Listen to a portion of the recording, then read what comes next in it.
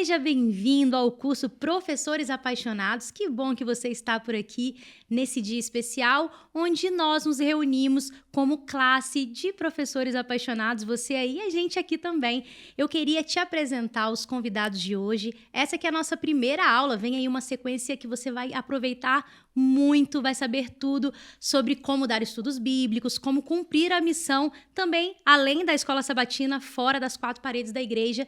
Quem está comigo aqui hoje é o organizador desse curso, o pastor Marcos Santiago. Ele que é líder de Ministério Pessoal e Escola Sabatina da União Sudeste Brasileira. União Sudeste, que é a sede que administra a igreja para os estados do Rio de Janeiro, Espírito Santo e Minas Gerais. Pastor Santiago, seja muito bem-vindo. Queria que você falasse um pouquinho, aí antes da gente apresentar o nosso outro convidado, falasse um pouquinho desse curso. Obrigado, Ayane. É um prazer participar de um curso que já estou envolvido com ele há aproximadamente 8 anos. Aqui na União Sudeste é o nosso 4º ano e no ano passado formamos 7.450 professores. A proposta do curso é desenvolver os nossos professores para que estejam cada vez mais alinhados com a missão da igreja e compreendendo a forma como aqui na União a gente tem vivido uma experiência de reforma e reavivamento quanto à missão. Então, os professores vão ter conteúdos de desenvolvimento pessoal, mas principalmente de desenvolvimento missionário. Esse curso tem sido uma bênção, eu sou apaixonado por escola sabatina e esse curso é para gente como a gente, apaixonados também. Que bom, pastor. Seja bem-vindo mais uma vez. Quem está conosco aqui também é o pastor Irã, que é presidente da União Sudeste. E, pastor, já queria te dar as boas-vindas e dizer que você vai falar de um tema muito interessante, que é uma introdução aí ao conhecimento das 5 metas da União Sudeste, da igreja, que te envolve você, professor, envolve seus alunos, toda a igreja. Nós vamos começar o nosso curso falando sobre isso. Seja bem-vindo, pastor. Obrigado pelo convite, alegria de poder estar com vocês aqui, falando aos nossos professores apaixonados que foram separados por Deus para fazerem uma obra determinante em nossas igrejas. Honra para mim poder compartilhar aqui as nossas experiências e a visão daquilo que esperamos para um líder como você aí, separado por Jesus. Bom, pastor, e eu quero começar já falando de escola sabatina, né? Afinal, a gente está aqui numa classe de escola sabatina, você que está aí reunido na igreja, talvez está no momento aí daquela classe dos professores, daqui a pouquinho começa, né, a escola sabatina. Talvez tiver um jejum gostoso. Juntos ali, né, pastor? Então, eu queria saber, pastor, por que é tão importante que a escola sabatina ela tenha um planejamento bem estruturado, com metas claras? Por que isso é importante? Ayane e pastor Marcos, a escola sabatina ela tem um propósito. Ela tem uma razão de existir, e é a salvação de pessoas, a salvação de gente. E se nós não atendemos esse propósito, ela acaba não atendendo os ideais do que Deus espera. E por isso, nós, para atendermos o propósito, colocamos claras responsabilidades, uma clara missão a ser cumprida, nós colocamos desafios e ênfases de que a escola sabatina, no caso a unidade de ação, ela precisa ter, para ela poder se pautar, para ela poder ter como espelho, para ver se ela está cumprindo a razão dela existir. Se nós não temos parâmetros, se nós não temos um rumo a seguir, qualquer caminho vai valer. E aí nós perdemos o propósito dela e aí não atendemos aos ideais e os sonhos que Deus tem para cada unidade de escola sabatina. E pastor, quando a gente pensa em ideais, em sonho, o senhor é um líder, o senhor é um professor. Eu já estive em algumas unidades onde você estava ali com a gente recapitulando a lição e falando com paixão sobre escola sabatina. Aqui na União Sudeste Brasileira nós temos metas que, de certa forma, sistematizam o funcionamento de uma unidade de escola sabatina. Pensando como um professor de escola sabatina, quais são as metas da União Sudeste Brasileira para mobilizar, para movimentar e acelerar todo o processo missionário da igreja e como que essas metas podem funcionar na prática, no dia a dia da igreja? As 5 metas que já são conhecidas, e a gente está aproveitando esse momento para poder aclarar e até trazer mais significado para que os professores possam também defendê-las e possam dar a sua contribuição e o seu papel, ela é essência, são as essências de ser igreja. São cinco claras metas em que nós colocamos, e o que eu quero dizer, elas são atemporais. Daqui a 50 anos, nós esperamos daqui a 50 anos estarmos nos céus. Mas daqui a 50 anos, se Jesus não vem, a igreja vai estar falando dessas mesmas realidades. Porque as 5 metas nós entendemos de que é a essência de ser igreja. E todas as instituições, desde a unidade de ação, o próprio distrito, campo, união, todas elas falam desses mesmos temas conforme as suas geografias. Então, a primeira delas, nós trabalhamos a temática de comunhão com Deus. Não existe missão sem comunhão. É por isso de que o professor, ele em primeiro lugar, ele deve ser alguém como líder, como um exemplo separado, ele deve viver na prática a sua busca por Deus, o seu tempo diário para que Deus possa prepará-lo, para que Deus possa moldá-lo e ele ser uma referência para outras pessoas. Como é que nós mensuramos comunhão? É muito difícil mensurar comunhão. O indicador que temos é lição de escola sabatina, onde nós incentivamos, onde nós buscamos para que todos, na sua unidade, tenham lição, tenham a condição de poderem estudar a cada dia e, através do preparo diário de Deus na sua vida, você se torna apto para poder ser usado por Deus. Essa é a primeira meta. A segunda meta tem que ver com formação de liderança. À medida que a igreja cresce, nós precisamos de líderes. Se a sua unidade de ação ela vai cumprir o propósito, ela vai ser missionária. E ao ser missionária, ela vai se multiplicar, ela vai crescer. E quando nós pensamos em uma igreja, vamos dizer, de 100 membros, nós precisamos de uma quantidade X de líderes. Mas se essa igreja dobra na quantidade de seus membros, triplica por cumprir a missão. Se nós tivermos a mesma quantidade de líderes, essa igreja vai se tornar pesada, vai se tornar inapta para poder realizar o trabalho. É por isso de que, à medida que nós crescemos na missão, nós precisamos formar liderança. E dentro da unidade de ação, nós temos um tremendo papel de formar pessoas, porque à medida em que nós vamos levando pessoas a Cristo, pessoas vão se agregando a nós, você, como líder, você precisa ter alguém ao seu lado para poder preparar, para que esteja apto também para posteriormente pastorear outros quando a unidade de ação estiver em um tamanho em que já não há condições de você realizar todo o trabalho de maneira eficiente com todos. Por isso, nós falamos em liderança, que é a segunda grande meta. À medida em que a igreja cresce, líderes devem também se multiplicar.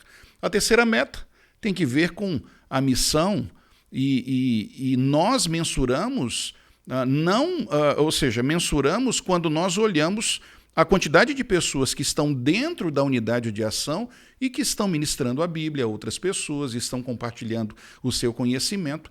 Eu lembro aqui, toda unidade de ação ela deve ser missionária, porque senão ela não cumpre o propósito. E, em primeiro lugar, o líder dela, você é quem puxa esse exemplo. Você deve ser missionário. Você deve ter os teus interessados. Você é quem contagia os teus liderados para poderem cumprir a missão fora da igreja.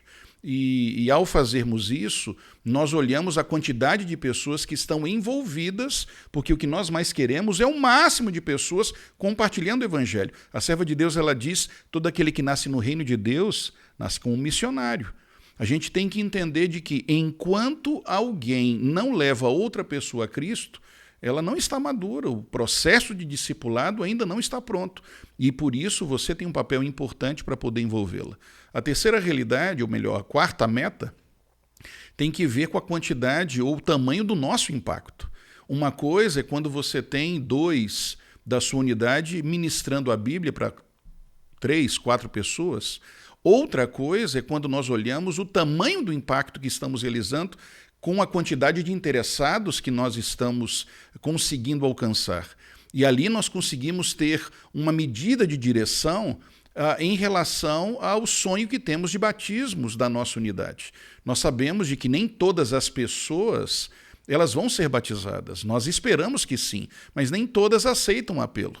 Mas pela quantidade de pessoas que nós estamos ministrando a Bíblia, nós temos uma direção clara se nós estaremos chegando ao nosso sonho de batismos. E você sabe, nós temos uma métrica, em alguns lugares, de cada 4 pessoas que estudam a Bíblia, uma aceita o batismo. Em outros lugares, essa métrica é um pouquinho maior. Você tem uma condição de poder avaliar o impacto da sua unidade de ação. E a 5ª e última meta tem que ver com fidelidade. Nós precisamos compreender de que não é apenas o líder da área de mordomia que fala sobre essa temática. Você, como líder da unidade de ação, deve ser um exemplo na fidelidade e deve ser um promotor dela. Você é responsável por desenvolver esse discipulado de maneira plena.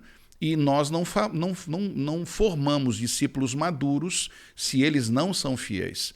Dessa maneira, pastor Marcos e Ayane, a gente acaba trabalhando de uma maneira plena, onde se o líder de unidade de ação, professor apaixonado, ele colocar dentro das suas responsabilidades essa visão e poder acompanhar através das métricas que temos, a unidade ela acaba cumprindo sim o seu propósito. Fantástico. E pastor, você falou muito do líder, né? O papel do líder é muito importante nesse processo. Na prática, assim, no dia a dia, o que significa liderar e pastorear uma unidade de ação? Você bem disse. Por muito tempo, ou talvez em alguns outros lugares, se perdeu a responsabilidade maior desse líder da unidade de ação. Alguns talvez cresceram com a percepção de que a responsabilidade do líder era recapitular a lição.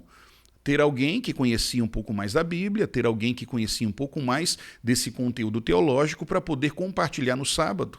Mas, amigo, se engana quem pensa de que o líder da unidade de ação se resume exatamente nessa prática. Vai muito além disso. Nós esperamos de que cada líder de unidade, cada professor apaixonado, seja um pastor do grupo que está ali, possa co-pastorear. O pastor do distrito ele não tem condições de poder pastorear de maneira eficiente 600, 700 pessoas, que é uma média que nós temos quando nós olhamos os distritos pastorais. Ele precisa de ajuda. Ele precisa de um trabalho mais próximo à maioria, à absoluta maioria dos membros. E quando nós temos a igreja dessa maneira compartilhada, nós temos a oportunidade de fazermos com que não tenhamos ninguém anônimo, porque nós entendemos, e assim deveria ser, todo membro adventista deveria estar matriculado em alguma unidade de escola sabatina, desde os pequenos até os maiores. E quando nós assim estamos divididos, ninguém deve ser anônimo. Deve ser acompanhado em todas essas metas, e quando nós temos, além de um trabalho intencional que nós esperamos do líder da unidade de ação, como pastor, visitando, acompanhando, ajudando, discipulando, quando nós temos pessoas, e teremos pessoas que estão mais frágeis na fé e que estão com lutas, você é o primeiro que dá o passo, você é o primeiro que chega para poder cuidar, zelar. Deus espera isso de você e, por consequência, a igreja. Eu faço uma conexão, amigos, quando lá em Israel, quando o trabalho foi compartilhado e Jetro deu essa visão clara que veio do Senhor para Moisés, o líder de 10, ele sabia quem eram os 10 dele. Sim. E quando havia problemas entre os 10 ou qualquer situação, ele era o primeiro a dar o passo para tentar ajudar. Se ele não tivesse condições de poder resolver as necessidades ali, ele lançava a mão para o líder de 50. Alguém que era mais experiente, e assim por diante, até chegar ao líder de 1000. Então, o trabalho que você tem, querido professor, é zelar, pastorear, acompanhar, discipular, promover essas frentes de trabalho e fazer com que a sua unidade possa realmente ser missionária em um local onde as pessoas se sintam seguras e num ambiente propício de crescimento em Cristo Jesus. E pastor, ouvindo falar assim, eu estou pensando no dia a dia da minha atuação como pastor, como líder de igreja. É tão bom ter essa turma nos assessorando e um apoiando o outro. Mas quando a gente olha essa placa que está aqui com a gente e que também está lá nas igrejas, inclusive tem essa placa numa opção digital para que eles usem o telão da igreja para compartilhar. Qual a importância da materialização de toda essa visão de trabalho na forma de uma placa que facilita, de certa forma, a percepção de onde estamos, para onde vamos, qual que é a intenção do uso dessa placa no dia a dia das nossas igrejas?